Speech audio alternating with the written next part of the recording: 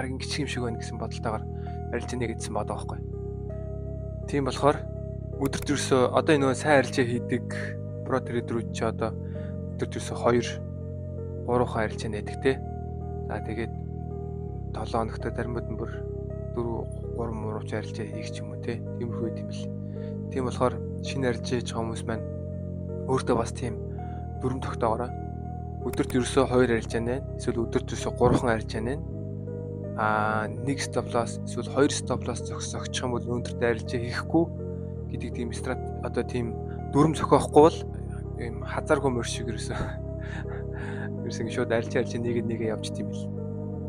Дүрм тийм зохиогоорой. Тэгээд видеого айгу богинохын хийчихье гэж бодлоо. Тэгээд дараачихаа видеон дээр дараачийн үлдсэн 2 алдагдлынхаа танилцуулъя. За тэгээд үзсэн баярлалаа баяр та.